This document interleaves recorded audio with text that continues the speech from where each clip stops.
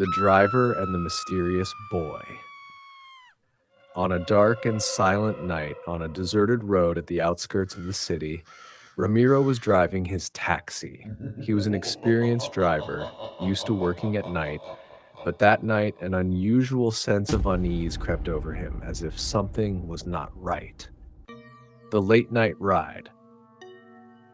As he drove along the road, he saw a thin boy standing by the roadside.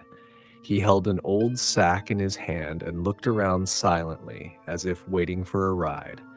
Ramiro slowed down, rolled down the window, and asked, "Where are you headed, kid?"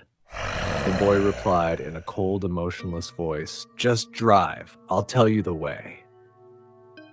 A shiver ran down Ramiro's spine, but he didn't ask any questions and let the boy in. As soon as the door closed, an eerie chill filled the car, even though it wasn't that cold outside. He turned up the heater slightly and continued driving. The mysterious passenger. The boy remained silent, his pale face illuminated by the moonlight, his dark, deep eyes devoid of life. Ramiro glanced at him quickly through the rearview mirror and felt an inexplicable discomfort. Trying to break the silence, he asked, "What's your name?" The boy answered softly, "The name doesn't matter." A cold shudder ran down Ramiro's spine. Something about this boy unsettled him, but he forced himself to focus on the road. Strange occurrences. After a few minutes, Ramiro realized he was driving down an unfamiliar road. He had worked in this area for years, The boy smiled. But it wasn't a normal smile. It was unsettling, almost inhuman. Just a little further. The air inside the car grew even colder. The windows began fogging up as if the temperature had dropped suddenly, but outside, the sky remained clear. Suddenly, the radio crackled to life, emitting faint whispers like someone speaking in hushed tones. Ramiro quickly turned the radio off, but the whispers didn't stop. Instead, they grew louder. "The horrifying truth," Ramiro shouted. "Who are you?" The boy tilted his head slightly downward, then slowly lifted it again. His eyes were now completely black, two endless voids. In a deep, echoing voice, he said, "Do you remember the accident 10 years ago?" Ramiro's heart pounded. His mind struggled to recall what the boy was talking about. Then, like a violent storm, the memories flooded back. 10 years ago, on a rainy night, Ramiro had hit a boy crossing the road. Panicked and fearing the consequences, he had fled the scene without looking back, leaving the child bleeding on the ground. His entire body trembled. He stared at the boy sitting next to him, who now spoke in a ghostly whisper. "I was that boy."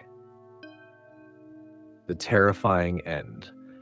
Ramiro tried to press the brakes, but the pedals wouldn't respond.